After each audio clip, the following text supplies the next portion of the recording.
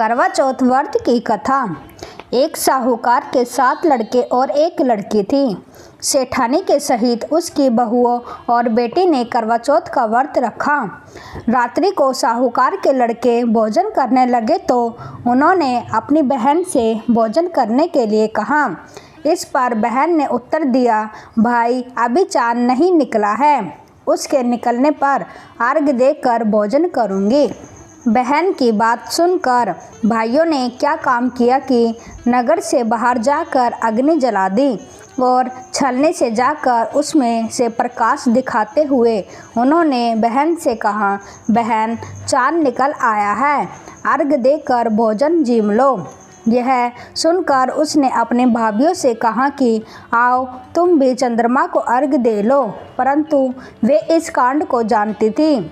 उन्होंने कहा, बहन जी अभी चांद नहीं निकला है, तेरे भाई तेरे से धोखा करते हुए अग्नि का प्रकाश छलनी से दिखा रहे हैं। भाइयों की बात सुनकर भी उसने कुछ ध्यान न दिया और भाइयों द्वारा दिखाए गए प्रकाश को ही अर्घ देकर भोजन कर लिया। इस प्रकार व्रत भंग करने से गणेश जी उस पर अप्रसन्न हो गए।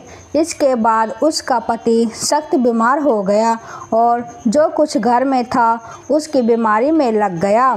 जब उसको अपने किए हुए दोषों को पता लगा तो उसने पश्चाताप किया। गणेश जी की प्रार्थना करते हुए विधि विधान से पुण्य चतुर्थी का व्रत करना आरंभ कर दिया। श्रद्धा अनुसार सबका आदर करते हुए सबसे आशीर्वाद ग्रहण करने में ही मन को लगा दिया।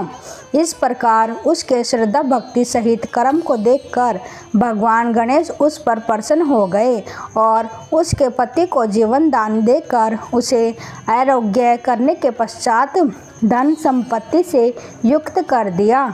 इस प्रकार जो कोई छल कपट को त्याग कर श्रद्धा भक्ति से चतुर्थी का व्रत करेंगे वे सब प्रकार के सुखी होते हुए कलेशों से मुक्त हो जाएंगे।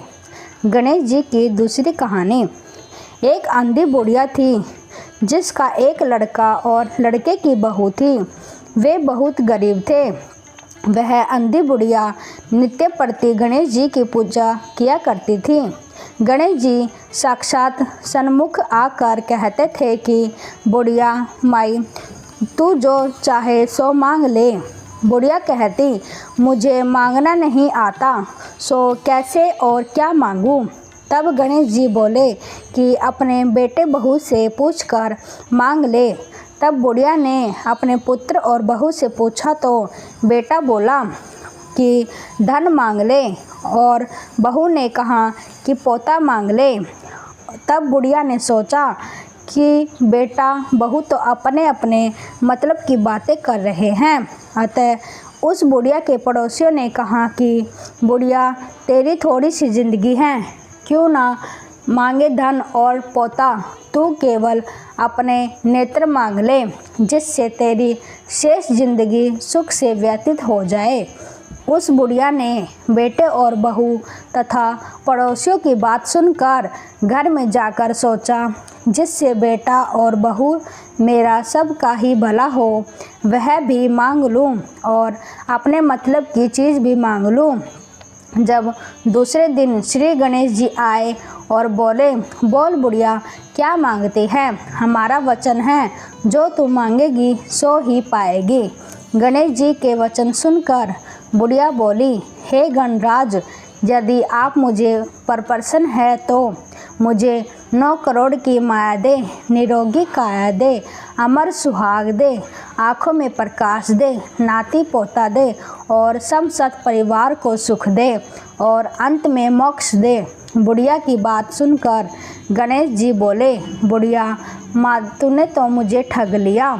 खैर जो कुछ तूने मांग लिया वह सभी तुझे मिलेगा। यूँ कहकर गणेश जी अंतर्ध्यान हो गए। हे गणेश जी, जैसे बुढ़िया माँ को मांगे अनुसार आपने सब कुछ दिया वैसे ही सबको देना और हमको भी देना।